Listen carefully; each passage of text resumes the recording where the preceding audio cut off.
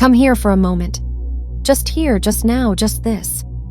Let everything else exist somewhere slightly behind you. The unfinished business, the open questions, the things that have not yet resolved themselves into the clarity or the confirmation or the arrival that you have been moving toward. Let all of that be in its place, behind you, acknowledged but not demanding your full attention for just these few minutes. And breathe. One slow, full, complete breath. The kind that reaches the parts of your body that have been waiting to be reached. The parts that have been tight and held and patient for so long that the patience itself has become a kind of tension. Stay here with me. I want to talk to you about waiting, not in the way that most people talk about it, not as a virtue to cultivate or a skill to develop or a spiritual practice to perfect. I want to talk about it honestly, about what it actually feels like, about what it actually costs, about the specific, particular quality of life that is available to someone who is in the state of waiting for something important and has been in that state for longer than they expected to be. I know what it is like to wait for something that matters. Not the casual waiting of someone who has ordered something and expects delivery by Thursday. The real kind. The kind where what you are waiting for is not a package but a life. Not a thing but a shift. Not a confirmation of something minor but the confirmation of something that you have felt with every serious part of you is supposed to be real. Is supposed to be yours. Is supposed to have arrived by now. That kind of waiting has a very specific texture, a specific weight, a specific way of sitting inside a person's body and a person's days.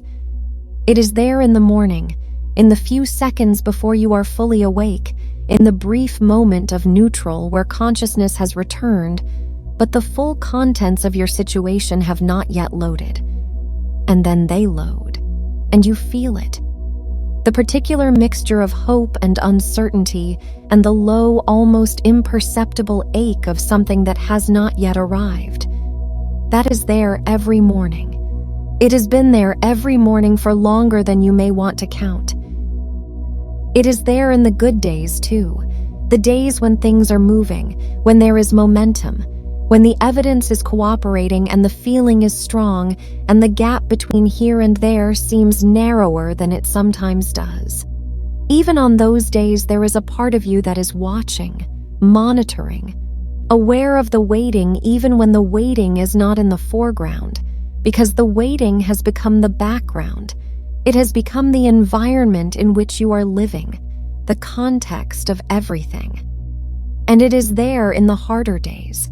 The days when the gap seems largest, when the evidence is not cooperating, when the distance between what you have and what you can feel is supposed to be yours stretches out in front of you, and the waiting stops feeling like patience and starts feeling like something else, something harder to name, something that is partly fear and partly exhaustion and partly the specific grief of a person who has been holding something with care for a very long time and has begun to wonder, in the quiet moments, whether the holding will ever be rewarded. I see you in all of those days. I see what the waiting has cost you. It has cost you presence. The simple, available, beautiful presence in your own life that is the baseline of actually living rather than moving through the days as a version of yourself that is slightly somewhere else, slightly in the future, slightly in the conversation or the moment or the arrival that has not yet occurred. It has cost you the full experience of where you are, because where you are is perpetually experienced as the place you are waiting to leave. As the before rather than the actual, as the anteroom rather than the room. And I want to say something that may feel strange at first, and I want you to stay with it long enough for it to become something other than strange. The waiting is not a condition that will end when something external arrives. The waiting is a state that you are generating. Not consciously, not as a choice you made with full awareness of what you were choosing, but generating nonetheless. And because you are generating it, you also have the capacity to stop generating it. Not by giving up on what you want, not by detaching from the desire or lowering the aspiration or deciding that what you were waiting for no longer matters. By understanding what the waiting actually is. And once you understand it, by recognizing that it is optional in a way you may not have previously realized. The waiting is what happens when you place the realness of your life in the future, when the full permission to be present, to feel whole, to experience yourself as someone whose life is actually happening. When all of that is contingent on the arrival of the thing you are waiting for. When the unspoken internal rule is, I will be fully here when it arrives. I will allow myself to feel the full weight of my own life when the confirmation comes. Until then, I am suspended. I am in the waiting room. I am the person in the before picture. That is the structure of waiting, and it is extraordinarily costly. Because what it means, practically in the lived experience of every day, is that you are not actually in your life right now. You are adjacent to it, present in body but somehow not fully landed, not fully here, occupying a kind of halfway state between the life you have and the life you are waiting to have. And here is the thing. Here is the thing that I need you to really hear. The life you are waiting for cannot fully arrive into a space that is not fully inhabited. The things you desire, the arrival you have been patient for, the confirmation that you have been holding yourself in suspension to receive. These things move toward the version of you that is fully present in their own life. Not the suspended version, not the waiting version, the inhabiting version. The version that is so fully and completely here, so genuinely settled in the reality of the present moment, that their life is actually actively, completely happening. Not as a placeholder for the future, but as the real thing that is occurring right now. This is not a technique for manifesting faster. This is simply the truth about what it means to be alive and present versus alive and waiting. The waiting is over not because what you were waiting for has arrived. The waiting is over because you are choosing right now to stop being the person in the waiting room and to start being the person who is fully, completely, without reservation, in the actual experience of their actual life. What does that feel like? Feel it in your body right now, not as a concept, but as a physical sensation. What does it feel like in your chest to decide? Genuinely, not performatively, that you are no longer waiting. That the future is real and it is coming and it is good and it is yours, and that none of that requires you to be absent from the present in order to be true. What happens in your shoulders? What happens in your breath? What happens in the quality of your attention? The way you are sitting in the room you are in, the way you are inhabiting the body you are in. When you make the shift from waiting to being here, there is a specific quality to the arrival in the present moment that is unlike any other feeling. It is not dramatic. It does not announce itself with ceremony. It is simply the feeling of actually being where you are, of your consciousness and your body and your attention all being in the same place at the same time, oriented toward what is actually here rather than what is not yet here. It feels like landing. It feels like something clicking gently into place. It feels like the slight but profound difference between looking at your life from a small distance and looking at it from directly inside it. You have been standing slightly outside your life. The waiting does that. It puts a pane of glass between you and your own experience. You can see it, you can observe it, but you cannot fully feel the warmth of it because the glass is always there. The future is always slightly in the way. The arrival you have been waiting for is always the slightly more real thing than the life that is actually happening right now. Let the glass dissolve, not by abandoning the future, not by giving up on the arrival, by understanding that the glass was never protecting you from anything.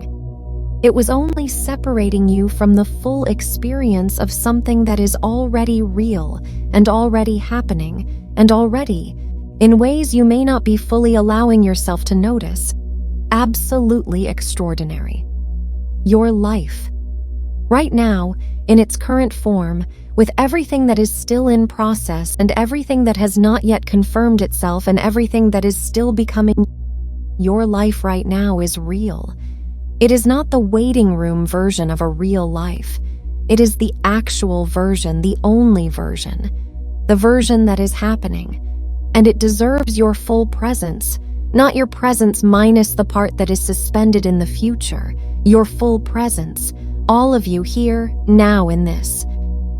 The things you want are coming. I want you to hold that truth without it requiring you to be somewhere else. Let it be background music rather than the only song. Let it be real and certain and settled without it costing you the ability to be fully in the life that surrounds you right now. Because the fully present version of you, the one who is here, completely, without suspension, without the glass, without the waiting, that version of you is magnetic in a way the waiting version cannot be. Not because of technique or strategy, because presence is generative, because a person who is fully inhabiting their life generates something in the field around them that draws the future toward them rather than keeping it at arm's length. The waiting kept the future at arm's length, not through any cruelty or cosmic unfairness, simply through the mechanics of how presence and absence work. You cannot fully receive something while you are in the posture of waiting for it. The posture of waiting is the posture of not yet having, of reaching forward, of not being quite here. And what you want is not in the not yet. It is in the now, in the already. It is in the field of what is already real, already complete, already arranged. And it meets you in the present moment, not in the future you have been reaching toward. Come back into your life, fully, all the way. Every part of you that has been holding itself in suspension, every part that has been biding its time in the anteroom, every part that has been patiently or impatiently or anxiously waiting for the permission that real life arrives when the confirmation comes. Bring all of those parts back into the present, into the actual warm, complex, unfinished, genuinely happening reality of your life right now. It does not require the arrival to be real. It is real. It has been real. You simply were not all the way in it. The waiting is over. Not because what you were waiting for has arrived, because you have arrived. You have arrived in your own life, in the present moment of it, in the full inhabiting of what is actually here. And everything you have been waiting for, it has been waiting for this moment too. It has been waiting for the version of you that is fully here, fully present, fully available. Not the suspended version, not the almost there version, not the waiting room version. This version, the one that is here right now. Everything changes from here. Not because the external world has rearranged itself, because you have come home to the only place where anything real has ever happened. The present moment, this one, right now. You are no longer waiting. Welcome home.